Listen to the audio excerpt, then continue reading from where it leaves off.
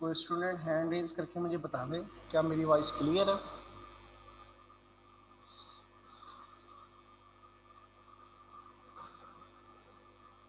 कोई student hand raise करके बता दे। जी मोहम्मद फैजान।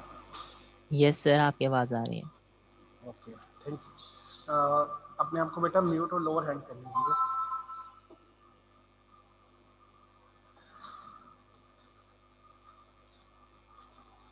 जो लास्ट लेक्चर हमने डिस्कस किया था उस लेक्चर के अंदर अगर किसी भी स्टूडेंट का कोई भी क्वेश्चन है तो वो पूछ सकता है, नहीं तो हम आगे कैरी ऑन करेंगे।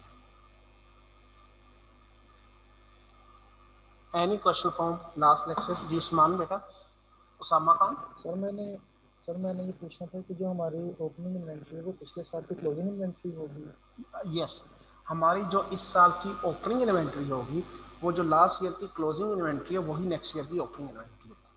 ठीक है, और इस साल की क्लोजिंग इन्वेंट्री अगले साल की ओपनिंग हो जाएगी फिर। बिल्कुल ऐसे ही होगा, ऐसे ही होगा बेटा। ठीक है सर, थैंक यू। जी उसामा जवेद। अस्सलाम वालेकुम सर। वालेकुम अस्सलाम जी बेटा। सर आपके प्रीवियस लेक्चर में आप जब कॉस्ट ऑफ सेल निकाल रहे थे तो आपने कहा था कि अदर फैक्टर्स और थिंग्स रिमेन द सेम, तो वो कौन सी चीज़ें हैं? अच्छा, वो मैं असल में कॉस्ट ऑफ सेल्स नहीं निकाल रहा था, वो मैं ये आपको समझाना चाह रहा था। उसमें था ओपनिंग इन्वेंट्री। ठीक है, मैं आपको बताता हूँ। 10 परचेजेस 100। ठीक है, फिर थी क्लोजिंग इन्वेंट्री 30 रुपीज की, ऐसे ही है। तो मेरी कॉस्ट ऑफ सेल्स आ रही थी 80। एम आई राइट? उस्मान अपने आप को अनम्यूट करे दोबारा बेटा। Yes sir. ठीक है, अब जो मैं कह रहा था ना, मैं आपको असल में रिलेशनशिप समझाना चाह रहा था क्लोजिंग इन्वेंट्री का प्रॉफिट के साथ और कॉस्ट ऑफ सेल्स के साथ। ये निकलता था कॉस्ट ऑफ सेल्स।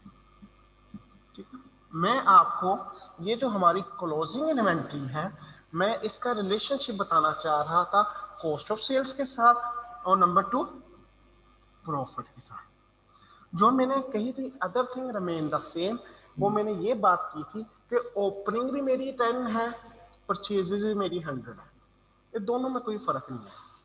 लेकिन मैंने क्लोजिंग इन्वेंट्री की वैल्यूएशन चेंज कर दी। क्लोजिंग इन्वेंट्री की वैल्यूएशन चेंज होने से क्या हुआ, मेरे क्लोजिंग कॉस्ट ऑफ सेल्स पर और प्रॉफिट पर जो इम्पैक्ट आया वो बताना था। जो अदर थिंग्स में कह रहा था वो मैं ओपनिंग इन्वेंट्री और परचेजेस की बात कर रहा था, ताकि हम इस नतीजे में पहुंच सके अगर वो दोनों चीज़ें सेम और सिर्फ क्लोजिंग इन्वेंट्री की वैल्यू को चेंज करते हैं तो कॉस्ट ऑफ सेल्स के ऊपर क्या इम्पैक्ट आएगा और प्रॉफिट के ऊपर क्या इम्पैक्ट आएगा, हम उसको क्वांटिफाई कर सके या हम कोई रिलेशन बना सके। बात क्लियर हुई बेटा?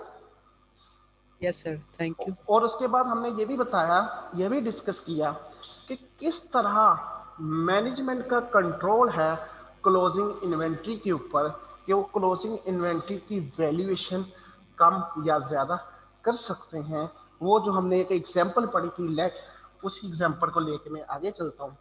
वो एग्जांपल थी, मैं कहता हूँ मेरे पास 100 kg या 10 kg वेट थी ओपनिंग इन्वेंट्री, उसकी वैल्यू थी 1000 रुपीज। ठीक है, ड्यूरिंग द ईयर मैंने 100 kg मजीद परचेज किए, उसकी वैल्यू आ गई 10,000। मतलब ये ओपनिंग इन्वेंट्री, ये मैं लिख रहा हूं ओपनिंग, ये during the year purchases.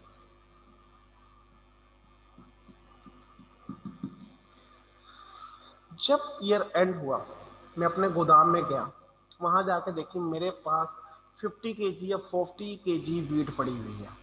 50 kg या 40 kg वीट, लेट अज्यूम करें 50 kg की वीट पड़ी है। और बेटा एक मैं वैल्यू चेंज कर रहा हूँ ये प्राइस के हवाले से ताकि क्वेश्चन समझ ज़्यादा क्लियर। 11th हो गया। अब क्वेश्चन अराइज हुआ, ये जो 40 kg मेरे पास वीट क्लोजिंग स्टॉक में पड़ी है, अल्टीमेटली अगर मैंने कॉस्ट ऑफ सेल्स कैलकुलेट करनी है तो ओपनिंग इन्वेंट्री मैंने लिख ली, परचेजेस मैंने लिख ली, क्लोजिंग इन्वेंट्री मैंने लेस करनी है। अब क्लोजिंग इन्वेंट्री ये तो मुझे पता है 40 kg है, लेकिन इसकी वैल्यूएशन का क्वेश्चन आ गया। वैल्यूएशन का क्वेश्चन आ गया कि मैंने किस पर वैल्यू करनी है, क्या ये 40 kg ये जो कि 100 kg है उसमें से बची है, या ये 40 kg इस 10 kg वाली में से बची है। इन दोनों का अब क्या आ गया, डिसीजन बेस आ गया किसके ऊपर, मैनेजमेंट। अब मैनेजमेंट ने कहा कि ये 40 kg में से जो 100 kg वाली उसमें से बची है, अगर ये उसमें से बची होती तो मैनेजमेंट जो इस 100 kg का रेट है, अगर मैं इधर रेट निकालूं तो रेट बेटा इसका देखिए एक किस्म का 100 पर kg बन रहा है, 100 पर kg तो 10 kg का 100, और इधर बन रहा है 110 पर kg रेट। इसका मतलब अगर मैं कहूँ ये मेरी परचेजेस में से बची हुई है तो मैं कहूँगा 40 मल्टीप्लाई बाय 110 वाली है, ठीक है। अगर मैं कहूँ ये मेरी इसमें से नहीं है, ऊपर वाली में से बची हुई है, तो अल्टीमेटली ऊपर वाली 10 है, तो 10 मल्टीप्लाई बाय 100 और बाकी जो 30 बची होगी वो अल्टीमेटली 110 वाली है। मतलब मैनेजमेंट इस तरह भी कर सकती है, मैनेजमेंट इस तरह भी कर सकती है, या मैनेजमेंट ये भी कह सकती है कि ये जो मेरी 40 kg बची है ये मैं लेता हूँ 105 के साथ, मैंने एवरेज रेट लिया। अब यहाँ पर मैनेजमेंट डिसीजन आ गया, यहाँ पर मैनेजमेंट की अपनी मर्जी आ गई कि वो किस पे ले। तो इस चीज के लिए क्या हुआ, स्टैंडर्ड जो इन्वेंट्री के रेलेवेंट था वो स्टैंडर्ड है बेटा IAS 2, जहां उसने इन्वेंट्री को, ये वो स्टैंडर्ड है इन्वेंट्री का जिसमें उसने बताया कि आपने क्लोजिंग इन्वेंट्री को किस अमाउंट पर वैल्यूड करना है, या क्लोजिंग इन्वेंट्री की वैल्यू निकालने के लिए आपने कौन सा मेथड यूज करना है। इसका मतलब अब IS2 हमें बताएगा कि क्लोजिंग इन्वेंट्री जोन सी है, हमें क्लोजिंग इन्वेंट्री की क्वांटिटी का तो मसला नहीं है, क्वांटिटी तो हमने वेरीफाई कर ली, हमने देख ली, लेकिन उसकी जो वैल्यू है, अब वैल्यू के लिए रेट क्या लेना है, दैट इज प्रॉब्लम। अब उस रेट की आइडेंटिफिकेशन के लिए हमें स्टैंडर्ड ने तरीका बताया। अब नॉर्मली देखा जाए पहले तरीका क्या था, पहला तरीका ये था जो हम नॉर्मली चूज कर सकते थे, हमने कहा जो लास्ट वाली चीज पड़ी है, लास्ट परचेज वाली या लास्ट चीज का रेट लगा दो। हमारे पास एक ये भी तरीका था जो हमारे पास था, जो लास्ट में हमने लास्ट में चीजें परचेज की है उसका रेट लगा दो, वो मेरी क्लोजिंग इन्वेंट्री है। और इसमें क्या जंक्शन थी, क्योंकि क्लोजिंग इन्वेंट्री पहले जो खरीदी है चीज पहले बेचेंगे, जो लास्ट में खरीदी है चीज वो लास्ट में बच जाएगी। इस मेथड को, लास्ट रेट वाले मेथड को कहते हैं FIFO मेथड। क्या कहते हैं, FIFO, first in first out. मतलब जो चीज मैंने पहले खरीदी वो चीज पहले बिकी, जो चीज मैंने पहले खरीदी वो चीज पहले बिकी। इसका मतलब क्या हुआ, जो मेरे पास क्लोजिंग इन्वेंट्री में चीज पड़ी है ये वही पड़ी है जो सबसे लास्ट में परचेज की, सबसे लास्ट में परचेज की हुई, तो लास्ट रेट अप्लाई कर दो, that is FIFO method. Number 2 क्या था, एवरेज ले लो, वेटेज एवरेज, वेटेज एवरेज मतलब 105 या 104 जो भी एवरेज निकलेगा उस पर क्लोजिंग इन्वेंट्री को मैं कैलकुलेट कर लूं। और नंबर 3 इसमें क्या मेथड था बेटा, वो था जो मेरी पहले का रेट है मैं उसके ऊपर कर लूं, मतलब ओपनिंग स्टॉक या फर्स्ट जो परचेज की हुई है मैं उसके ऊपर कर लूं। इसको कहते हैं LIFO मेथड। LIFO मेथड के लास्ट इन फर्स्ट आउट। इसका मतलब क्या है, जो हमने अभी परचेज किया है जब हम सेल करेंगे तो हम कहेंगे जो हमने अभी परचेज किया वो बिक गए। इसका मतलब क्लोजिंग इन्वेंट्री जो हमारे पास पड़ी है वो कौन सी है, जो सबसे पहले खरीदी है। स्टैंडर्ड ने हमें क्या कहा, स्टैंडर्ड ने कहा ये 3 मेथड है इसी जमाने में, लेकिन स्टैंडर्ड ने कहा ये जो LIFO मेथड है ये अब एप्लीकेबल नहीं कर सकते। इसका मतलब हमारे पास रह गए 2 मेथड, हमारे पास क्या रह गए 2 मेथड। एक कौन सा है, FIFO मेथड, और दूसरा क्या है, वेटेज एवरेज। अब क्लोजिंग इन्वेंट्री को वैल्यूड करने के कॉस्टिंग मेथड क्या हो गए, 2 हो गए। अगर मैं क्लोजिंग इन्वेंट्री की बात करूं तो क्लोजिंग इन्वेंट्री को अगर वैल्यू करना है, उसकी वैल्यू निकालने, उसके दो कोस्टिंग मेथड है। ये है कोस्टिंग मेथड। कैसे उसकी कॉस्ट हमने डिटरमाइन करनी है, तो उसका रेट क्या है, कितने में रखेंगे। नंबर 1 FIFO मेथड और नंबर 2 वेटेज एवरेज।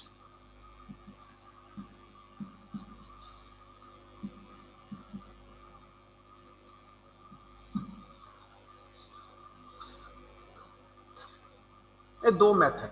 FIFO क्या है, फर्स्ट इन फर्स्ट आउट, जो पहले खरीदा वो पहले बिका। इसका मतलब क्लोजिंग इन्वेंट्री कौन सी है, जो लास्ट में हमारे परचेजेस पड़ी है वो रेट लगेगा। वेटेज एवरेज क्या है, वेटेज सबका एक रेट निकाल लो, वो रेट क्या होगा सबके लिए अप्लाई कर देंगे, तो ये क्या है वेटेज एवरेज, वो क्लोजिंग स्टॉक का रेट होगा। अब ये दो मेथड हो गए, costing method, closing inventory. Any question up to here. FIFO rate कैसे कैलकुलेट करना है, वेटेज एवरेज कैसे लेके चलेंगे, इंशाल्लाह हम इसको भी डिस्कस करेंगे। अभी सिर्फ आपके लिए मैं कॉन्सेप्ट बिल्ड कर रहा हूँ, हमने इस चैप्टर में लेके क्या चलना है, इस चैप्टर का मकसद क्या है। प्रॉब्लम क्या आई थी, क्लोजिंग इन्वेंट्री की वैल्यूएशन, वो किस तरह करनी। तो क्वेश्चन अराइज हुए, नंबर ऑफ मेथड है, तो जिसमें से स्टैंडर्ड में फिर हमें ये दो मेथड अप्लाई की। जी मोयुद्दीन जी बता। सर ये एक छोटी सी रिक्वेस्ट करनी थी कि स्टार्टिंग में ना मेरा नेट बड़ा इशू कर रहा था, ये FIFO थोड़ा सा ब्रीफली दोबारा बता दें। हाँ मैं बता रहा था, नो प्रॉब्लम नो प्रॉब्लम। जी राना अजीम बेटा आप भी पूछे, क्या क्वेश्चन है आपका। अस्सलाम वालेकुम सर। वालेकुम अस्सलाम। लाइफो के बारे में एक बार बता दें, लाइफो वो क्यों नहीं इस्तेमाल कर सके उसके लिए। हाँ उसकी क्या रीजन मैं अभी बता देता हूँ आपको। जो FIFO मेथड है, FIFO का मतलब है फर्स्ट इन फर्स्ट आउट। ये थोड़ा सा मैं आपको एक्सप्लेन करता हूँ। फर्स्ट इन फर्स्ट आउट का मतलब क्या है बेटा, मेरे पास लेट ओपनिंग स्टॉक है। एक छोटी सी एग्जांपल बना लेता हूँ समझाने के लिए। 10 यूनिट है, ठीक है, रेट है इसका 50 रुपए, तो इसका मतलब 10 मल्टीप्लाई बाय 50, ये क्वांटिटी ये रेट, तो वैल्यू आ गई 500। मैंने परचेजेस की ड्यूरिंग द ईयर, मैं अब परचेजेस दो तीन डिफरेंट डेट्स की लिख रहा हूँ। ये फर्स्ट तारीख को परचेजेस की मैंने, फिर 10 unit at the rate of 60, तो इसकी वैल्यू होगी 600। फिर मैंने 5 तारीख को परचेजेस की 10 unit at the rate of 65, तो मेरे पास आ गया 650। फिर मैंने 10 को परचेजेस की 10 unit at the rate of 55, ठीक है, एट द रेट ऑफ 55, तो मेरे 5। अब इस एग्जांपल को समझिएगा, इधर से मैं FIFO लाइफो दोनों का। FIFO क्या कहता है, फर्स्ट इन फर्स्ट आउट। वो कहता है अगर कोई बिजनेस है तो अल्टीमेटली जो बिजनेस ने पहले चीज खरीदी हुई है वही वो फर्स्ट बेचेगा। अब यहाँ फर्स्ट इन फर्स्ट आउट से मतलब डिफरेंट टाइप की चीजें नहीं है। मतलब मेरा काम अगर गंदम है बेचना, तो मैं कहूँगा जो मेरी पहली गंदम खरीदी हुई मैं पहले बेचूंगा, जो बाद में खरीदी हुई बाद में बेचूंगा, ये एक असम्पशन है। या अगर मेरा काम चेयर्स है, मैंने पहले 10 शेयर्स खरीदी, फिर मैंने 50 शेयर्स खरीदी, तो FIFO कहता है जो पहले चेयर्स खरीदी हुई है वो पहले बिकेगी, जो बाद में खरीदी हुई वो बाद में बिकेगी। इसका मतलब अगर मैं कहूँ at the end of period मेरे पास क्लोजिंग स्टॉक है, क्लोजिंग स्टॉक है मेरे पास लेट 5 चेयर्स का, तो FIFO क्या कहता है, ये जो क्लोजिंग स्टॉक 5 चेयर्स का आपके पास पड़ा है, ये वो वाली परचेज है जो सबसे लास्ट में है, जो कि इस 10 तारीख में आ रही है बेटा, ये वाली आपकी। मतलब ये 5 चेयर्स इस 10 तारीख वाली परचेजेस में से है। अगर इसकी मैं क्लोजिंग स्टॉक की वैल्यू निकालना चाहूँ तो मैं करूँगा 5 चेयर्स पड़ी हुई है, उसका रेट क्या था 55 मल्टीप्लाई बाय 55, तो यहाँ से मैं उसका रेट निकालूंगा 275, दैट इज FIFO। FIFO कहता है first in first out. LIFO क्या कहता है, ये था FIFO बेटा। LIFO कहता है जो आपने पहले लास्ट इन फर्स्ट आउट, मतलब ये कि जो आपने सबसे लास्ट में परचेज की है आपको वो सबसे पहले बिक गई। अगर ऐसी बात है बेटा तो इसका मतलब क्या हुआ, लाइफो के अगर अगर मेरे अंदर लाइफो में क्लोजिंग स्टॉक है लाइक 5 यूनिट का ही, तो लाइफो के अंदर ये लास्ट वाली तो बिक चुकी है, इसका मतलब ये भी नहीं है, ये भी नहीं है, ये भी नहीं है, तो ये 5 किस में से होगी, ये ओपनिंग स्टॉक में से जो सबसे पहली परचेज पड़ी। इसका मतलब इस 5 की प्राइस आ गई 5 मल्टीप्लाई बाय 50 250। अब क्वेश्चन आया स्टैंडर्ड एंड लाइफो को क्यों कहाँ ये यूज नहीं करना। उसकी रीजन ये है बेटा, देखिए क्लोजिंग स्टॉक की वैल्यू हम इसमें यूज करें सबसे पहले वाली, हमारी प्राइसेस अपडेटेड नहीं होती, ओल्ड प्राइसेस, इसलिए स्टैंडर्ड ने कहा आपने लाइफो मेथड यूज नहीं करना। फाइफो में अगर आप देखें तो फाइफो में देखें न्यू प्राइसेस यूज होती है जो रिसेंट आपके एप्लीकेबल है, तो इसलिए आप फाइफो यूज कर सकते हैं या British average. Any question up to here, clear है सबका? जी राना जी।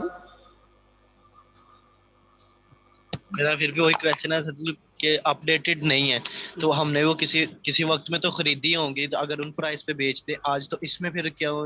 मैं बता अपडेटेड नहीं है, अगले साल फिर मैंने परचेज की, लेट मेरा यस सर। काम है स्विक होंडा का, स्विक का काम है, जी सर। ठीक है। जी आज जी से सर। 5 साल पहले स्विक की वैल्यू थी मतलब कोई 16 17 18 लाख रुपए, ठीक है। ठीक मैंने हो गया सर। मैंने 2 परचेज की, मैंने ओपनिंग स्टॉक लिख लिया, बिजनेस स्टार्ट की, मैंने फॉर द ईयर और परचेज की, सेल की, एट द एंड आया वो 2 स्विक गाड़ी थी मेरी फिर 16 लाख की, बेशक उस वक्त प्राइस होगी 20 लाख। अगले साल मैंने फिर परचेजेस की, मैंने फिर परचेजेस की, परचेजेस के। Yes sir. और फिर मेरे पास क्लोजिंग स्टॉक में 2 पड़ गई। उस साल फिर उस 2 की वैल्यू क्या आएगी, वो पहले वाली 16 लाख। करता करता 5 साल गुजर गए, आज वो स्विक की गाड़ी इस वक्त 38 लाख की है। कितने की है? 38 लाख। 38 लाख की। मेरा स्टॉक फिर कितने से आ रहा होगा? 2 का। 16। ये अनलॉजिकल की बात है, इसलिए स्टैंडर्ड ने कहा ठीक। लास्ट इन फर्स्ट आउट प्रोप्रिएट नहीं है। आपने फर्स्ट इन फर्स्ट आउट प्रोप्रिएट कैसे है, जो रिसेंट प्राइस है वो देता है। Yes sir, thank you. अब यहां से थोड़ा सा आगे चलते, हमने क्या डिसाइड किया, क्लोजिंग स्टॉक को वैल्यू करने के 2 मेथड, ठीक है, कॉस्टिंग के 2 मेथड, मतलब उसकी कॉस्ट क्या होगी। नंबर 1 फाइफो और नंबर 2 वेटेड एवरेज।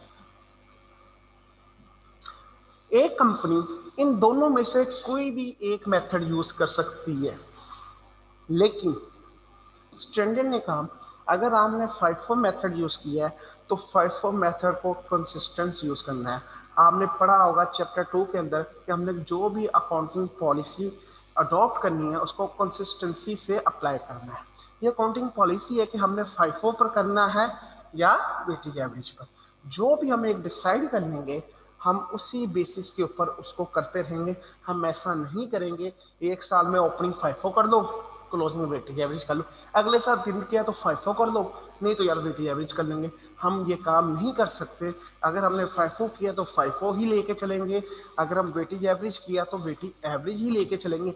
हम इंटरचेंज अपनी मर्जी से नहीं कर सकते। हाँ, स्टैंडर्ड हमें चेंज करने की इजाज़त देता है, लेकिन उसकी जो इम्प्लीकेशंस हैं वो आपके सिलेबस से बियॉन्ड है, वो आप FR2 में जाके पढ़ेंगे, इसलिए उसको हम इधर डिस्कस नहीं करेंगे। इधर सिर्फ सीखने की बात ये है कि आपने जो पॉलिसी अडॉप्ट की उसको कंसिस्टेंट रखना है। हम हर साल अपनी मर्जी से चेंज नहीं कर सकते। हाँ, ऑन स्पेशल सर्कमस्टांसिस हम फाइफो से वेटेज या 50 से फाइफो पर जा सकते हैं, लेकिन उसके बाद नेक्स्ट फिर वही कैरी ऑन करें। मतलब अगर हम फाइफो पर हैं तो वेटेज में चेंज करना चाह रहे हैं तो स्पेशल सर्कमस्टांसिस की वजह फाइफो से वेटेज में जा सकते हैं, लेकिन उसके बाद फिर हमने वेटेज एवरेज को ही कैरी ऑन करना है। और जो इसको कन्वर्ट करने का पैटर्न है वो इधर डिस्कशन में नहीं आएगा, वो आपके FR2 में हम डिस्कस करेंगे जब आप FR2 में आएंगे। ये हो गए कॉस्टिंग के method. Any question up to here? जी दानिया। वालेकुम सर। वालेकुम अस्सलाम।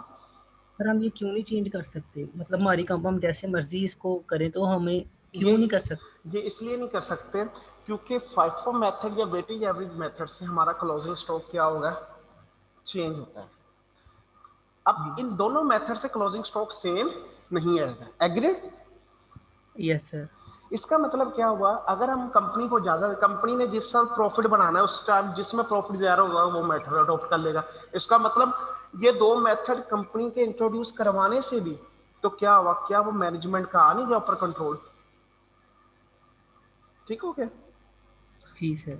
इसलिए मेथड जो भी एक ले उसको कंसिस्टेंट, हाँ चेंज हम कर सकते हैं, लेकिन वो चेंजिंग की जो पॉलिसीज है वो IS 8 में है, उसमें एक बड़ा लंबा चौड़ा कैलकुलेशंस होती है। आप जब चेंज करते हो ना, आप इस तरह चेंज करते हो जो आपने पिछले प्रॉफिट फाइफो से किए होते हैं ना, तो आप उसकी भी कैलकुलेशन करते हो। ये फाइफो की बजाय अगर वेटेज एवरेज में करता तो क्या आता प्रॉफिट, फिर वो प्रॉफिट के इम्पैक्ट देते हो। समझ लगी? Yes sir. मतलब आप इस यस तरह सर। चेंज करते हो कि जैसे पहले फाइफो यूज ही नहीं हुआ। अगर लेट आप फाइफो यूज कर रहे हो, प्रॉफिट निकाल रहे हो, फिर आप वेटेज एवरेज यूज करते हो, कन्वर्ट करते हो, तो आप पिछले जो सालों में फाइफो से हमने प्रॉफिट एडजस्ट बनाए होते हैं ना, उन प्रॉफिट्स को भी एडजस्ट करते हो भाई।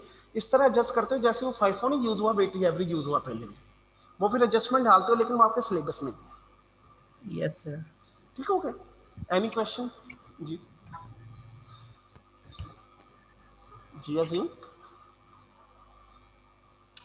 जी अगर एक कंपनी फाइफो से प्रॉफिट अपना निकाल रही है जी तो उसका प्रॉफिट भी सही आ रहा है, प्रॉफिट भी ज्यादा आ रहा है वेटेड एवरेज के, तो फिर उसे क्या जरूरत पड़ेगी कि वो फाइफो से वेटेड एवरेज की तरफ है? तो अल्टीमेटली मैं आपको बताता हूँ उसको जरूरत इसलिए पड़ती है, ये कंपनीज के बिजनेस के नेचर्स के हिसाब से होती है।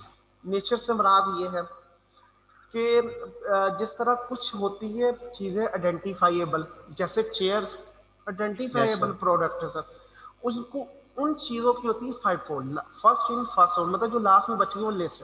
कुछ चीज़ें होती है यस सर। जो मिक्स हो जाती है, फिर उनके लिए वेटिंग एवरेज यूज करते हैं। बात समझ लगी? ठीक होगा। Yes sir. ये थैंक यू। थैंक। अब यहां तक हमने क्या सीखा, कॉस्टिंग के दो मेथड, फाइफो, वेटिंग एवरेज। अब एक कॉन्सेप्ट आपसे थोड़ा सा मैं डिस्कस करूंगा, वो है कॉन्सेप्ट प्रूडेंस। अभी आप ऊपर वाली डिस्कशन को भूल जाए, जरा इसके ऊपर है प्रूडेंस। ये कॉन्सेप्ट क्या कहता है बेटा? ये कॉन्सेप्ट आपको कहता है अगर कोई फ्यूचर एक्सपेक्टेड लॉस है आपको, तो आपने उस लॉस को करंट पीरियड में ही रिकॉग्नाइज करना है। That is prudent concept. Future expected loss को करंट पीरियड में ही एक्सपेंस करना है। करेक्ट? ठीक है, ये आपका। अब लेट, मेरा बिजनेस है कैलकुलेटर्स का, मेरे पास कैलकुलेटर पड़ा हुआ है FX991। ठीक है, मेरे पास दो कैलकुलेटर थे और इसकी कॉस्ट थी, क्लोजिंग इन्वेंटरी बता रहा हूँ मैंने, फाइफो या वेटेज एवरेज जो भी मेथड यूज किया उस मेथड से मेरी जो इसकी कॉस्ट थी 1000 ईच थी। मतलब दोनों इन्वेंटरी की टोटल क्या कॉस्ट होगी, 2000 रुपीज। मेथड इस 1000 के लिए मैंने जो भी यूज किया, वेटेज एवरेज फाइफो, वो मेरा था। अब जो मैं समझाने की बात, ईयर एंड के ऊपर मुझे पता चला, ईयर एंड के ऊपर, ये 30 जून की बात है, दैट 30/6/2021, ईयर एंड के ऊपर मुझे पता चला कि कैसियो ने एक नया मॉडल इंट्रोड्यूस करवा दिया, एडवांस मॉडल। उस एडवांस मॉडल के इंट्रोडक्शन की वजह से ये जो कैलकुलेटर है, पहले मार्केट में बिकता था 1200 या 1500 रुपए का, उस नए मॉडल की वजह से इसकी प्राइस सडन डिक्रीज होगी और इसकी प्राइस जो इस वक्त मार्केट में है, वो मार्केट में अब कितने का बिकेगा, 800 का, या अब बिकेगा 900। एक अमाउंट लेने में 800 ले लेता हूँ, ठीक है। दैट, ये उसकी इम्पैक्ट क्या है किसी में। अब मुझे पता है, जब मैं 30 जून को खड़ा हूँ, मुझे पता है उस मेरी इन्वेंट्री कॉस्ट टोटल 2000 है और एक कैलकुलेटर की कॉस्ट है 1000 रुपया। और मुझे ये भी पता है मैं कल 1 जुलाई को जब ये बेचूंगा कैलकुलेटर, तो ये कैलकुलेटर तो मेरा कितने में बिकेगा, 800 रुपये में। कितने में बिकेगा, 800। मतलब उस कैलकुलेटर से टोटल मुझे रिकवरी कितनी है, 1600। कितनी रिकवरी है, 1600 की। तो प्रूडेंस क्या कहता है, जब आपको कंफर्म हो कि फ्यूचर में एक्सपेक्टेड लॉस है तो उसको अभी बुक कर लो, उसको अपने पीरियड में ही एक्सपेंस में। इसका मतलब क्या हुआ, हमें क्या चाहिए, हमें इन्वेंट्री 2000 पर बुक करनी चाहिए या 1600 पर। प्रूडेंस कॉन्सेप्ट के मुताबिक हमें इन्वेंट्री 1600 पर बुक करनी चाहिए, क्योंकि मेरी वैल्यू कम है, मुझे नेक्स्ट लॉस हो रहा है। ठीक है, ये प्रूडेंस कॉन्सेप्ट। इसका मतलब क्या हुआ, इन्वेंट्री, क्लोजिंग इन्वेंट्री की वैल्यूएशन के लिए ये जो अमाउंट है ना, जिसको मैंने 800 मल्टी, इसको कहते हैं N R V, net realisable value. क्या कहते हैं इसको, नेट रियलाइजेबल वैल्यू। ये कैसे निकलती है, एक्सपेक्टेड या फ्यूचर सेलिंग प्राइस, ये सेलिंग प्राइस से निकलती है, माइनस कॉस्ट टू कंप्लीट। ये होती है नेट रियलाइजेबल। अगर फर्ज करें मैं कहता हूं ये कैलकुलेटर 800 की बजाय वैल्यू कम हुई, पहले 1500 का था लेकिन अब वो 1100 का बिकता है, नेट कितने का बिकता है, 1100, मल्टीप्लाई बाय 2 तो ये कितने का होगा, 2200। अब इसमें हमें पता है ये मेरी 2000 की चीज 2200 में बिक जाएगी, एक्सपेक्टेड प्रॉफिट आ रहा है, लेकिन एक्सपेक्टेड प्रॉफिट को प्रूडेंस रिकॉग्नाइज नहीं करता। इस सूरत में हमने क्या करना है, हमने 2000 पर ही इन्वेंट्री रहने दी।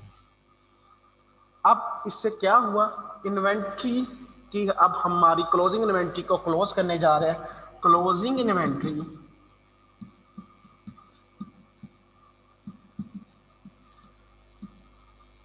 किस पर कॉस्ट की जाएगी, लोअर ऑफ, अब क्या आएगा, लोअर ऑफ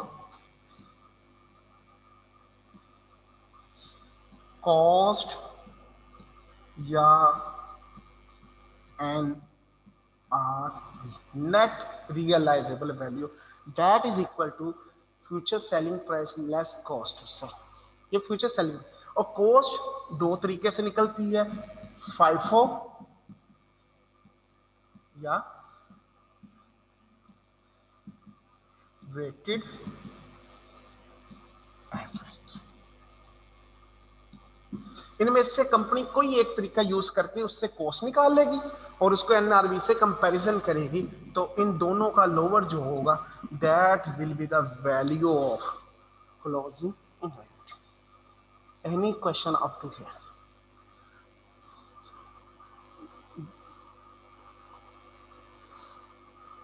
जी शर्मा, ये एनआरवी दोबारा बताइएगा, क्या बताया हमने एनआरवी अभी डिस्कस करते हैं बेटा। फॉर्मूला आपने क्या लिखवाया था? एनआरवी का फार्मूला है net realisable value that is equal to future selling price less cost to complete the inventory, या cost to sell, net selling price less cost to sell. मतलब अगर मैं इस इन्वेंट्री को फ्यूचर में बेचूं तो मेरे पास नेट कितने पैसे आएंगे, नेट कितने पैसे आएंगे, नेट कितने पैसे से मुराद, अगर ये मेरी इन्वेंट्री बिक रही है 100 रुपए की और इसके बेचने के ऊपर मुझे 5 रुपए का खर्चा करना पड़ेगा, तो मेरे पास नेट 100 नहीं 95 आया। That is NRV, that is NRV. Clear? जी उसामा खान जरा बेटा मुझे काइंडली बता दे, क्लियर है? दोबारा हैंड रेस कर ले बेटा।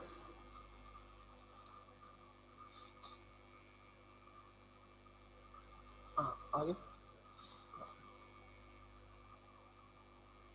जी बेटा, जी सर क्लियर? क्लियर है। जी सर, थैंक यू। अब जी मोहम्मद अनस, जी बेटा।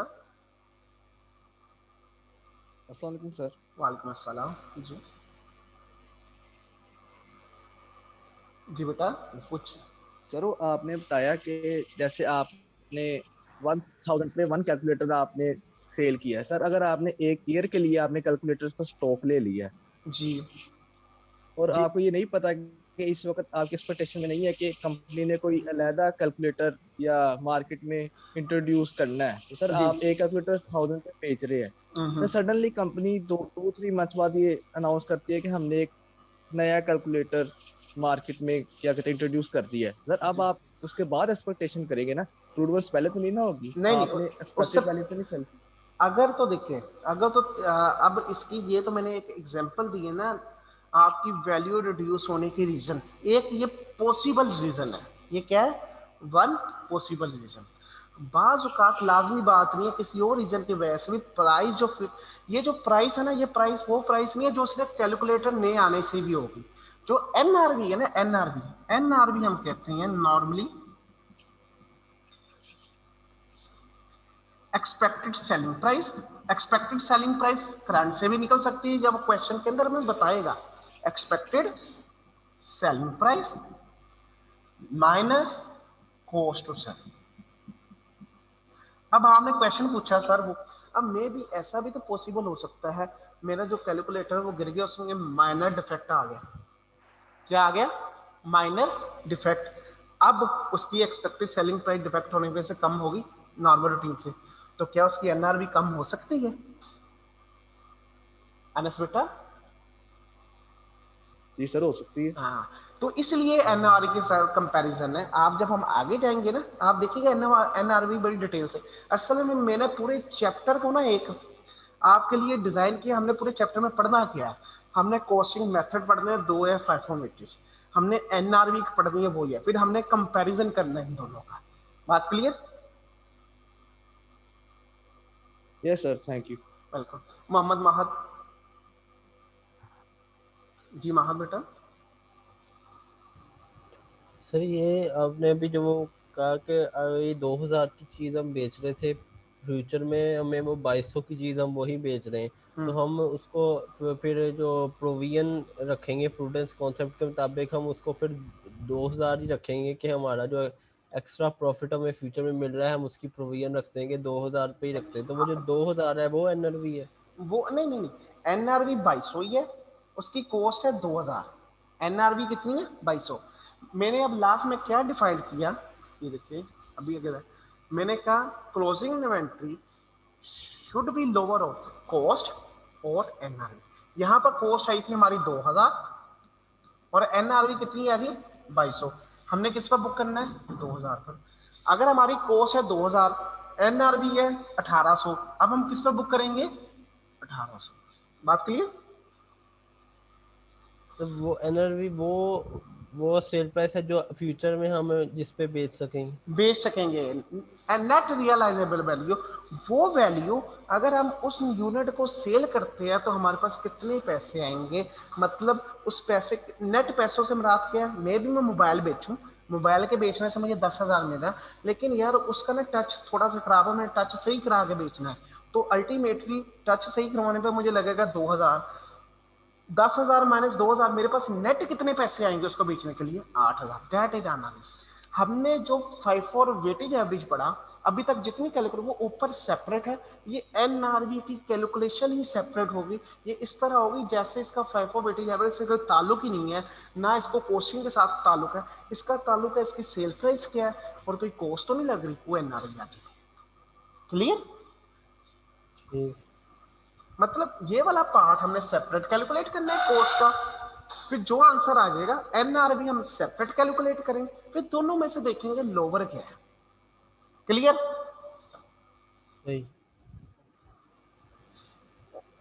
जी अबू बकर। अस्सलाम वालेकुम सर। वालेकुम अस्सलाम। सर जैसे आपने प्रूडेंस के कॉन्सेप्ट में बताया है कि अगर हमारा एनआरवी कॉस्ट से कम आएगा तो फिर उसको लिखना है, काउंट करना है। सर अगर हम जो काउंट करते हैं बाद में जब हम सेल करते हैं तो उससे ज्यादा पर सेल हो जाए तो फिर उसको चेंज करेंगे? नहीं, चेंज नहीं करना। चेंज इसलिए नहीं करना, बस सेल्स ज्यादा आ रही होगी, उसकी कॉस्ट ऑफ सेल्स कम आ रही होगी तो प्रॉफिट उस साल में ज्यादा रिकॉग्नाइज हो जाएगा। ठीक है। ये असल मैं आपको बताता हूँ, ये जब हम आगे जाएंगे ना, ये जो एनआरवी कम लिखते हैं इससे होगा क्या, इससे कॉस्ट बढ़ेगी, एक्सपेंस होगा, किस तरह एक्सपेंस होगा, हमने इसकी डिस्कशन करनी है। इंशाल्लाह आपकी ये बातें क्लियर होंगी। ठीक है? Yes sir, thank you. हाँ इंशाल्लाह क्लियर होगी, आप बेफिक्र हो जाइए। अब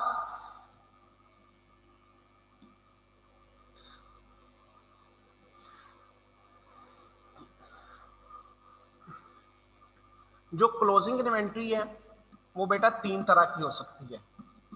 number 1 finish good,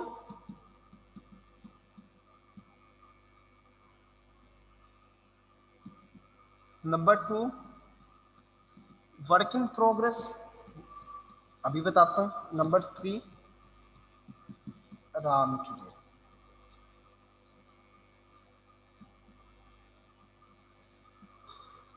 raw material अगर हम देखें, बिजनेसेस 2 तरह के होते हैं।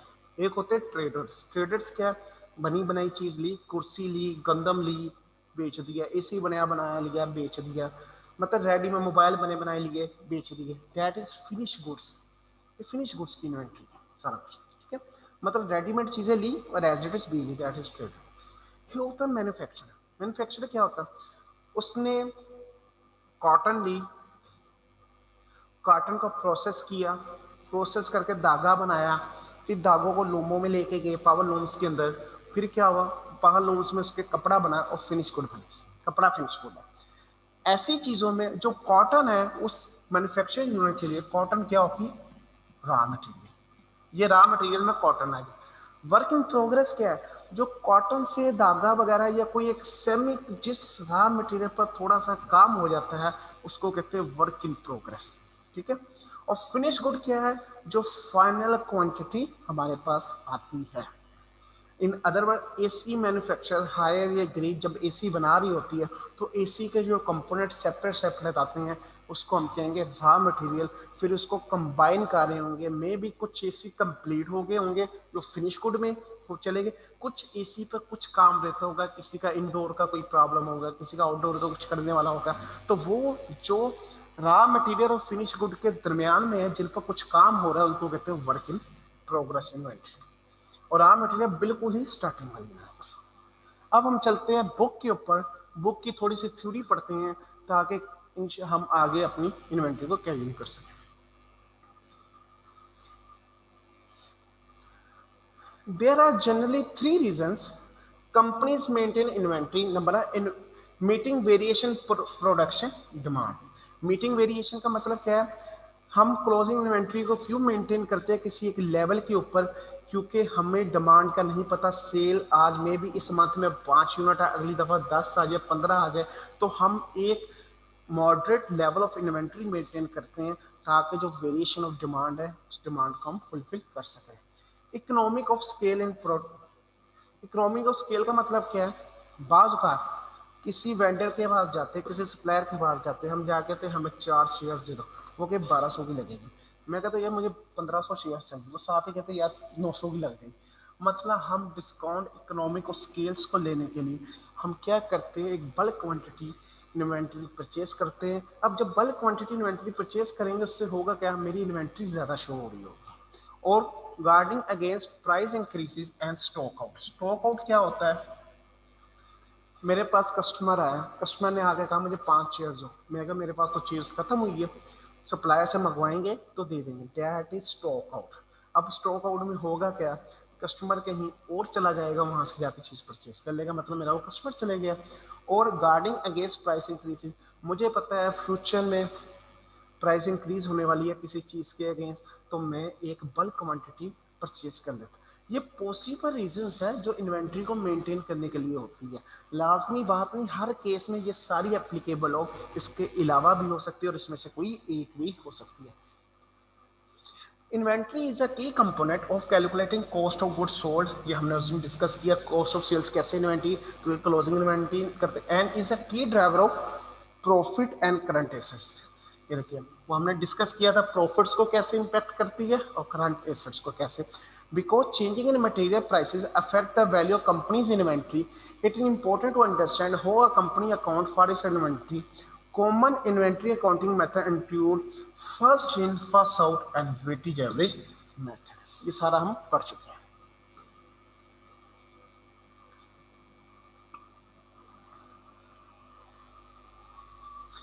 Given the significant cost and benefit associated with the inventory, companies spend considerable amount of time calculating what the optimal level of inventory should be at any given time, and changes in inventory level can send mixed message to the investor. ये जो कहना चाह रहा है कि company, हर company एक अपना time लगाती है किस चीज़ की कैलकुलेशन के लिए कि हमें इतनी इन्वेंट्री मेंटेन करनी चाहिए, कि इतनी इन्वेंट्री हमारे स्टॉक में होनी चाहिए। उससे होगा क्या, ऑप्टिमल लेवल से हम बहुत ज़्यादा इन्वेंट्री भी नहीं रख सकते। अगर हम कहना सर आपने स्टॉक आउट से बचना है, प्राइसेस इंक्रीज से बचना है, आज ही 10 लाख यूनिट खरीद के रख लो। इसके दो नुकसान हैं। एक तो जब हम ज़्यादा यूनिट्स परचेज करेंगे अल्टीमेटली हमारा कैश आउटफ्लो होगा, हमारा पैसा जो है क्या हो गया, उधर बाउंड हो गया, नंबर 1। नंबर 2, जो इतनी इन्वेंट्री है उसको हैंडल करना, उसको स्टोर करना, उसके ऊपर कॉस्ट आनी है, स्टोरिंग कॉस्ट, हैंडलिंग कॉस्ट। इसलिए हम एक कम्बिनेशन सा बनाते हैं कि किस कम्बिनेशन पर कितनी इन्वेंट्री हमने स्टोर करनी है। और ये आप ऑप्टिमल लेवल इन्वेंट्री का क्या होना चाहिए बेटा, ये आप इंशाल्लाह जब कैफ 8 में जाएंगे तो उस कॉस्ट अकाउंटिंग के अंदर आप सीखेंगे, कॉस्ट अकाउंटिंग के अंदर कि कितना ऑप्टिमम लेवल होना चाहिए, जिसको ईओक्यू कहते हैं, आप कैफेट में जाके सीखें। इंक्रीजिंग इन्वेंट्री में सिग्नल डेट, में का मतलब पॉसिबल रीजन हो सकती है, कंफर्म ये नहीं है। Signal that a company not selling effectively, कि अब मतलब हम परचेजेस करी जा रहे हैं और क्लोजिंग इन्वेंट्री हमारी इंक्रीज हो ही जा रही है। इसका मतलब क्या है, अगर तो हम परचेज कर रहे हो और क्लोजिंग इन्वेंट्री हमारी इंक्रीज हो रही है, तो एक पॉसिबल रीजन तो ये भी हो सकता है कि जितनी हम परचेजेस कर रहे हैं अपनी फ्यूचर डिमांड को देखते हुए उतनी चीज़ हमारी सेल नहीं हो रही, इस वजह से वो इन्वेंट्री इंक्रीज हो रही है क्लोजिंग। तो ये किस चीज़ की तरह इंडिकेशन है कि हमारा जो सेल डिपार्टमेंट है वो वर्क अच्छी तरह नहीं कर रहा, इफेक्टिवली नहीं कर रहा। और इसके दूसरे बरक्स ये भी हो सकता है कि क्लोजिंग इन्वेंट्री हमने इसलिए मेंटेन की हुई है कि नेक्स्ट फ्यूचर पीरियड में हमें एक्सपेक्टेड है कि सेल ज़्यादा हो। या तीसरा ये भी हो सकता है हमने इन्वेंट्री इसलिए ज़्यादा ले ली क्योंकि हमें परचेज डिस्काउंट चाहिए था। इसका मतलब ये में पॉसिबल रीजंस है, इसके अलावा और भी हो सकता है। is anticipating increased sales in the near future or has an effective purchase department. On the other hand, decline in inventory may signal that the company is selling more than is expected, is experience a blockage in its supply chain and is expecting lower sales or become more efficient in its purchasing. कहता है इसी तरह अगर inventory की value कम हो रही है तो उसका मतलब क्या है, उसकी पॉसिबल रीजन क्या हो सकती है। एक तो ये हो सकती है कि कंपनी एक्सपेक्टेशन से ज़्यादा सेल कर रही है, इसलिए तो एक्सपेक्टेशन से जब ज़्यादा सेल होगी तो जितनी इन्वेंट्री है उतनी बिकती जा रही है, तो हमारे पास क्लोजिंग इन्वेंट्री कम होगी, नंबर 1। या हमारा जो मैनेजमेंट सिस्टम है परचेज एक्टिविटी का वो बड़ा एफिशिएंट है, या हमें फ्यूचर के अंदर नजर आ रहा है अगले साल हमारी सेल्स कम है, उसकी वजह से हमने क्लोजिंग इन्वेंट्री कम रखी। मतलब ये कोई भी पॉसिबल रीजन हो सकती है। Scope, it applies to all inventory except। अब IS2 के बारे में उसने कहा ये सारी इन्वेंट्री के ऊपर एप्लीकेबल है, लेकिन ये जो 3 इन्वेंट्रीज है ये IS2 जो हमने पढ़ा भी वेटेज एवरेज FIFO कॉस्ट, ये उस तरीके से नहीं होगा। इसके लिए सेपरेट स्टैंडर्ड है, वो सेपरेट स्टैंडर्ड इसको डील करेगा, IS2 डील नहीं करेगा। Work in progress on construction and services contract. Construction से मुराद क्या है, मुझे अंडरपास बनाने का कॉन्ट्रैक्ट आ गया या सर्विसेज प्रोवाइड करने का कॉन्ट्रैक्ट आ गया, तो उस सूरत में जो भी होगी उसको डील करेगा IFRS 15। फाइनेंशियल इंस्ट्रूमेंट IS 32 से फाइनेंशियल इंस्ट्रूमेंट आप FR2 में जाकर पढ़ेंगे इंशाल्लाह, ये उसके रेलेवेंट अगर कोई इन्वेंट्री कुछ भी है तो वो भी IS2 के अंदर डील नहीं होगी। Biological asset arising from agriculture activity. Agriculture activity से मुराद क्या है, हमने गंदम उगाई, गंदम को एक होता है ट्रेडेड गंदम sale and purchase, that is a different thing.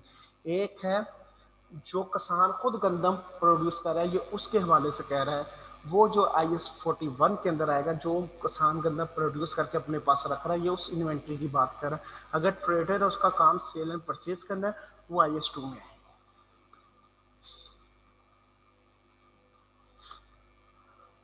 Inventory as assets that are held for sale in ordinary course of business discuss हुआ।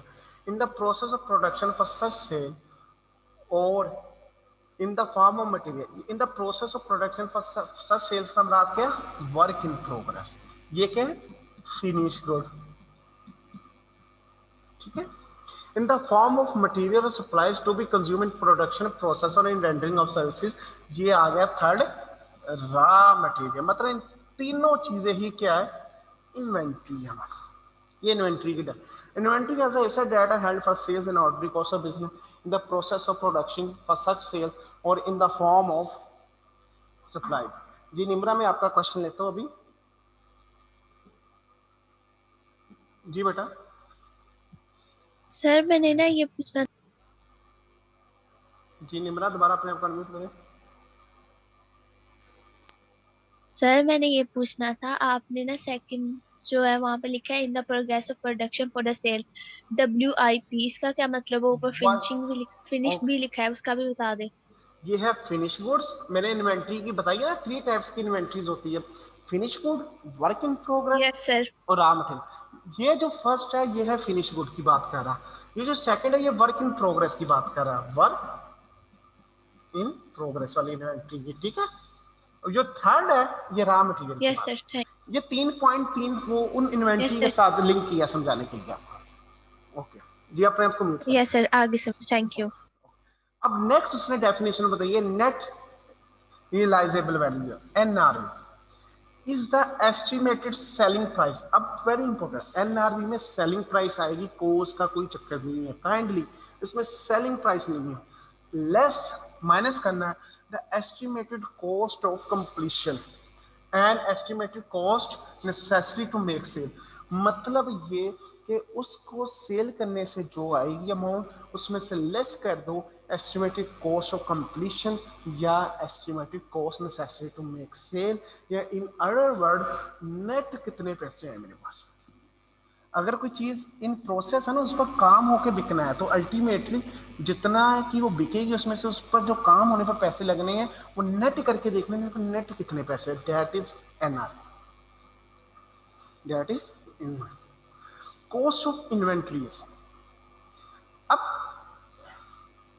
हमने जो इतनी डिस्कशन की थी अल्टीमेटली, मैं अभी इधर आता हूँ, 5-4 वेटेज एवरेज माशाल्लाह ये हम सारी कर रहे थे, जिस पर हमने ये देखा ये 1100 मल्टीप्लाई बाय 200 या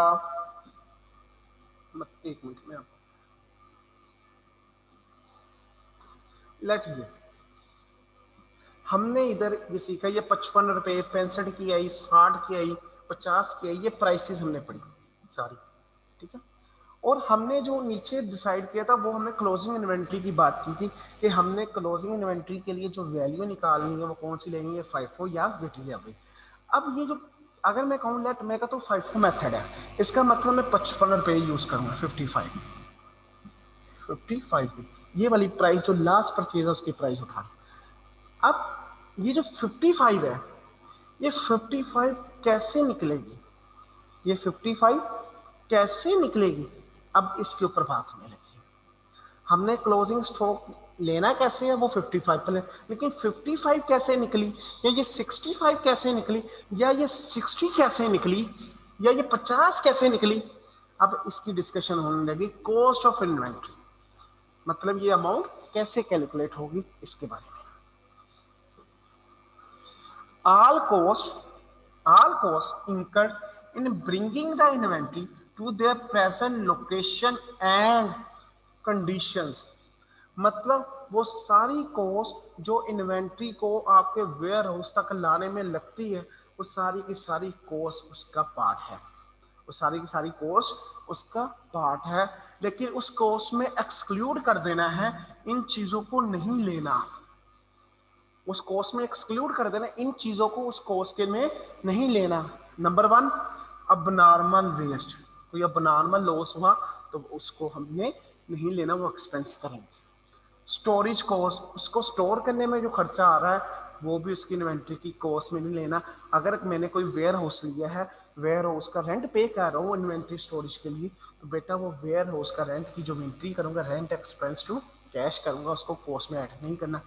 एडमिनिस्ट्रेटिव ओवरहेड्स, जो मैनेजमेंट के खर्चे हैं, मतलब मैंने एक मैनेजमेंट के अंदर अकाउंटेंट है, वो सारे जो उस इन्वेंट्री को क्या कर रहा है एक प्रॉपर वे में मैनेज कर रहा है, उसकी कॉस्ट भी इसको नहीं करना, वो हमारे प्रॉफिट एंड लॉस में सेपरेट है।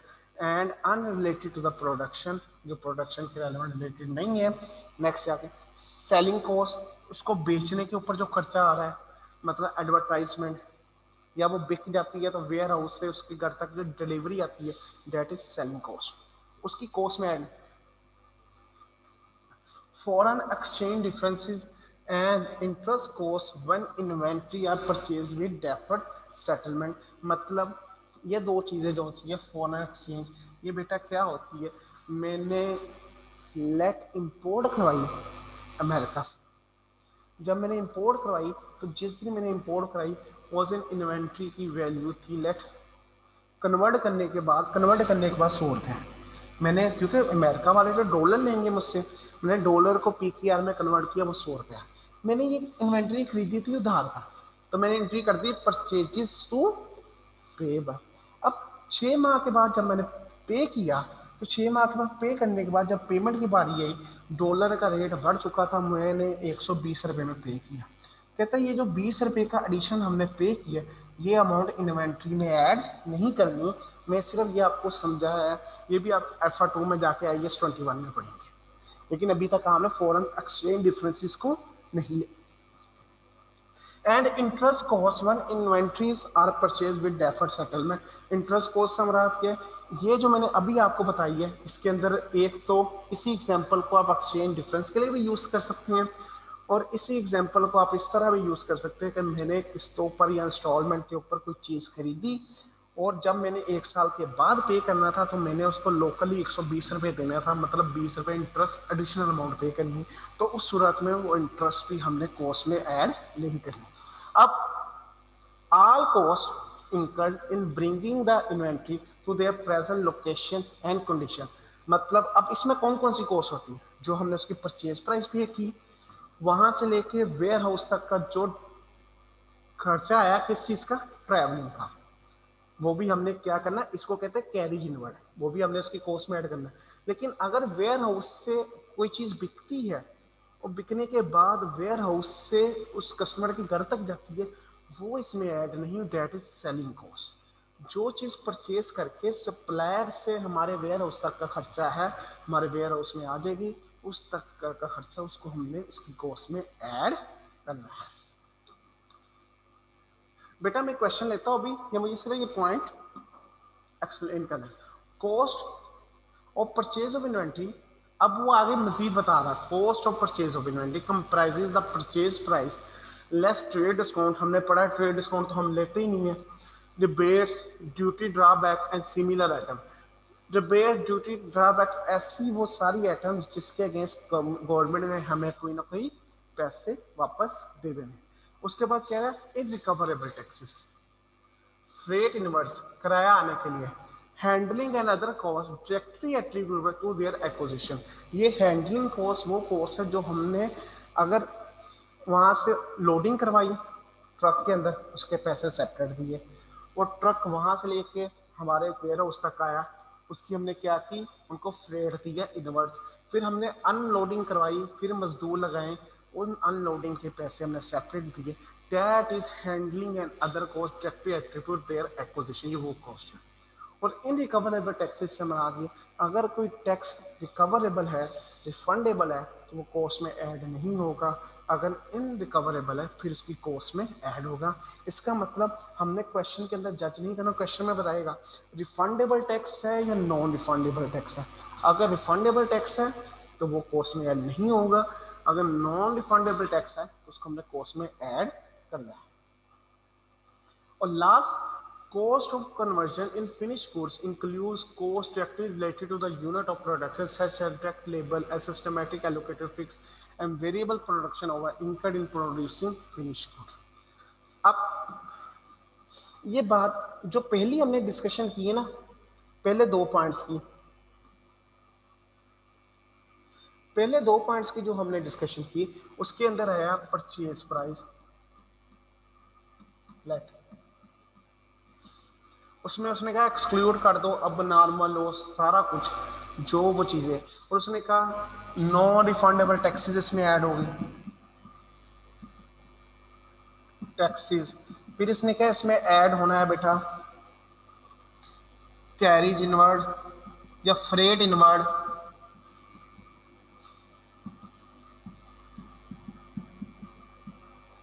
हैंडलिंग कॉस्ट वो भी ऐड होगी।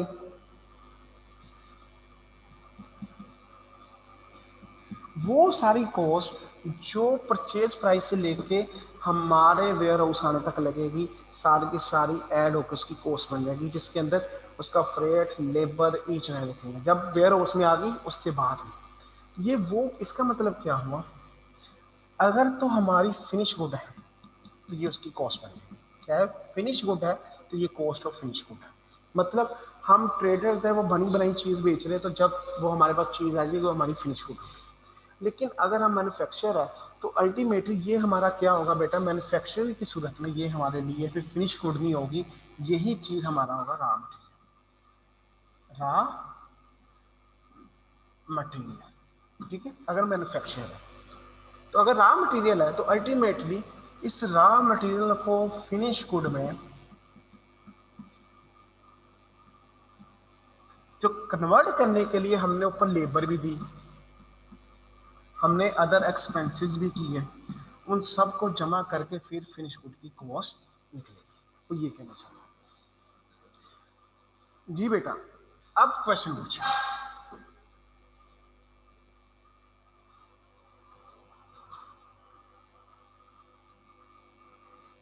अब बेटा क्वेश्चन पूछिए अगर किसी का। जी अजीम, सेलिंग कॉस्ट को एक बार बताइए। जी जी, आवाज समझ नहीं है बेटा। मैं कह रहा था सेलिंग कॉस्ट का एक बार बताइए। अच्छा, सेलिंग कॉस्ट क्या होती है? देखिए, एक है कैरेज इनवर्ड। कैरेज इनवर्ड क्या है पहले वो समझो, जो सप्लायर के वेयर हाउस से हमारे पास आ रही है, ये है कैरेज इनवर्ड। जो सेलिंग कॉस्ट है, सेलिंग कॉस्ट क्या है, मैंने कस्टमर को फ्री डिलीवरी दी है, मैंने अपने कस्टमर को, ठीक है। अब कस्टमर ने मुझे ऑर्डर करवाया, मैंने एसी को टीसीएस करवाया, उसके घर तक पहुंचाया, या ये बाहर से कोई मैंने ट्रांसपोर्ट करवाई, एसी ऊपर रखवाया, उसके घर तक गया। ये जो कॉस्ट है ना, जो मैं अपने कस्टमर के लिए लगा रहा हूँ, दैट इज सेलिंग कॉस्ट। और वो कॉस्ट जो मैं अपनी इन्वेंट्री को सप्लायर से अपने पास लेके आ रहा हूँ, that is carriage inward. Clear हो गया? यस जी। सॉरी निम्रा, आप बेटा क्वेश्चन पूछो। और एक बच्चे ने हैंड रेज किया था, मुझसे गलती से हैंड डाउन हो गया। जी पूछे बेटा। 681। जी अस्सलाम वालेकुम सर। वालेकुम अस्सलाम जी। सर ये सेलिंग कॉस्ट में सर ये भी आ सकता है सर, ये जो आजकल मार्केटिंग करते हैं प्रोडक्ट्स लेकर, जी जी, बाहर सड़कों पे ये स्टूडेंट्स को ऐसे मार्केटिंग कर रहे हैं सर, वो जो कॉस्ट उनकी लग रही है वो एडवर्टाइजमेंट कॉस्ट है, दैट इज एडवर्टाइजमेंट कॉस्ट। वो भी कॉस्ट प्रॉफिट एंड लॉस में जाएगी, उसका एसेट की कॉस्ट के साथ कोई ताल्लुक नहीं। वो प्रॉफिट एंड लॉस जिस तरह हम करते हैं ना, रेंट एक्सपेंस, ठीक है। Yes sir. इसी तरह वो होगा एडवर्टाइजमेंट एक्सपेंस हमारा। सर ये अदर देन जो है कैरेज आउटवर्ड के अलावा सेलिंग कॉस्ट और कौन सी हो सकती है? मतलब किस जगह पर आप सेलिंग कॉस्ट की बात कर रहे हैं? इधर सर ये जो कॉस्ट ऑफ इन्वेंटरीज में आपने कहा ना, एक्सक्लूडिंग सेलिंग कॉस्ट जो है, सेलिंग कॉस्ट नॉर्मली उसकी सेल करने के ऊपर जो कॉस्ट लगेगी, जो उसको डिलीवरी कॉस्ट, नॉर्मली वही सेलिंग कॉस्ट होती है, या कमीशन। उसके अलावा कमीशन हो सकता है सर। ठीक हो गया सर। ये दूसरा इसमें एक और पॉइंट मेंशन है, एबनॉर्मल वेस्ट। ये सर ये किस तरह का वेस्ट होगा? अब नॉर्मल वेस्ट इस तरह का होगा, मैंने चेयर्स खरीदी, मैं लेके आ रहा था अपना मेरे पास 2000 चेयर्स थी, 1000 एक गाड़ी लेके आ रही थी, 1000 चेयर्स मेरी दूसरी गाड़ी लेके आ रही थी, ठीक है। रास्ते में एक्सीडेंट हुआ, मेरी सारी चेयर्स टूट की, बेकार हो गई। अब मैंने ये नहीं कहना ये जो 1000 चेयर्स मेरी बेकार हुई है ना, जो 1000 बची है इसकी कॉस्ट उसमें ऐड कर दो, दैट इज एबनॉर्मल वेस्ट। ठीक हो गया सर। इसके ऊपर एक और पॉइंट है, उसके बाद इसमें एक चीज नॉर्मल वेस्ट भी आता है, उसका हम ट्रीटमेंट पढ़ेंगे साथ, अभी डिस्कशन में आनी चीज है वो, ठीक है सर। ये ऊपर जी सर, ऊपर एक और इसमें पॉइंट है कि डिक्लाइनिंग इन्वेंटरीज जो हैं वो डिपिक्ट्स करती हैं कि कंपनी जो है ज्यादा सेल कर रही है और कंपनी जो है उस एक्सपीरियंस कर रही है ब्लॉकेज को। सर इसके लास्ट में पॉइंट ये लिखा हुआ है कि company becoming more efficient in its purchasing activity. Sir इससे क्या मतलब? इससे ये मतलब है, मेरा जो परचेज डिपार्टमेंट है ना, परचेज डिपार्टमेंट, अब देखिए इन्वेंट्री अगर मैं स्टोर करूंगा तो मुझे स्टोरेज कॉस्ट लगेगी। Yes sir. हैंडलिंग कॉस्ट लगेगी, हैंडलिंग कॉस्ट लगेगी। तो अगर मेरी इन्वेंट्री कम है, इसका मतलब क्या है, जो मेरा परचेज डिपार्टमेंट वो इतना एफिशिएंट है, उसको इतनी वर्किंग है, वो उसको पता है जितनी डिमांड है उस डिमांड के हिसाब से वो मंगवाता है, और मेरी इन्वेंट्री कम से कम रखता है ताकि मुझे हैंडलिंग कॉस्ट और स्टोरेज कॉस्ट कम लगे, इसलिए उसकी एफिशिएंसी की बात कर रहे हैं। ठीक है, ये पॉसिबल रीजंस है, that is possible reasons. Okay yes, thank you so much. अब बेटा होमवर्क के तौर पर जो मैंने जी निब्रा, सॉरी बेटा आपका मैं भूल गया था, पूछे बेटा। सर जो ना एडमिनिस्ट्रेशन कॉस्ट है, स्टोरेज कॉस्ट है, या अपने वेस्टेज, ये वगैरह हमने उसमें ऐड नहीं करनी कॉस्ट में? कॉस्ट में ऐड नहीं करनी, ये जो एक्सपेंस बनेगा।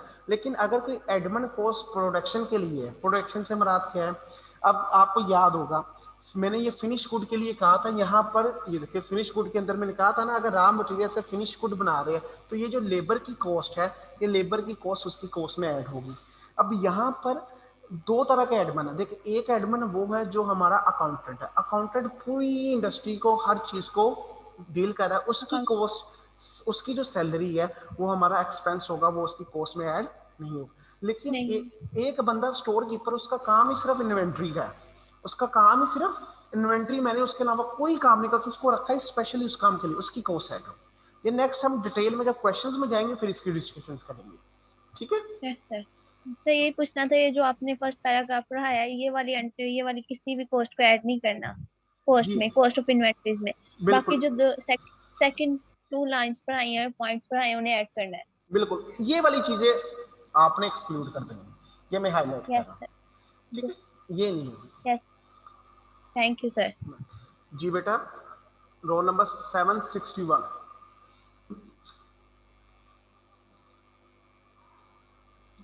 रोल नंबर 761 बेटा, आप बोलें।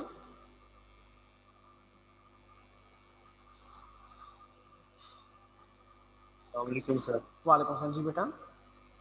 अस्सलामुअलैकुम। वालेकुम अस्सलाम। वालेकुम अस्सलाम। सर मैंने रिक्वेस्ट करनी थी, लेक्चर अपलोड करते हैं, नेट ऑफ रहा था, 2 बजे आया है। चलो मैं करवा देता हूँ। ओके जी, दानियल बेटा आपका क्या क्वेश्चन? दानियल। वालेकुम अस्सलाम। जी बेटा। सर ये रिबेट्स क्या होंगी? रिबेट टैक्सेस टाइप होती है, कोई मतलब हमें गवर्नमेंट ये कहती है कि आप इंपोर्ट करवा लें बाहर से चीज़, आपको इसके अगेंस्ट जो गवर्नमेंट है थोड़ी सी आपको रिलैक्सेशन देगी टैक्स के अंदर, या वैसे गवर्नमेंट जो से उसकी प्राइस के अगेंस्ट आपको 10 या 20% पे करेगी, इसको कहते हैं रिबेट्स। रिबेट्स और भी टैक्स क्रेडिट्स वगैरह होते हैं, ठीक है? Yes sir. ओके, अब कल इंशाल्लाह बेटा हम इससे आगे चलेंगे। आपने सिर्फ ये एक्सप्लेनेशन जो सी 1.4 ये सिर्फ 3 पॉइंट्स पढ़ने हैं। इसके अलावा कल इंशाल्लाह हम नेट रियलाइजेबल वैल्यू को करके इसका क्वेश्चन भी करेंगे। एक दफ़ा इसको आप पढ़ लीजिएगा और क्वेश्चन कीजिएगा, लेकिन मैं कल करवाऊंगा आपको, आपके लिए वो चीज़ें फिर क्लियर हो जाएगी इंशाल्लाह। नहीं, ये इसको मैं बेटा आपको खुद ही कराऊंगा, आपने इसको नहीं लेके चलना। कल हम इससे आगे चलेंगे। अल्लाह हाफिज़।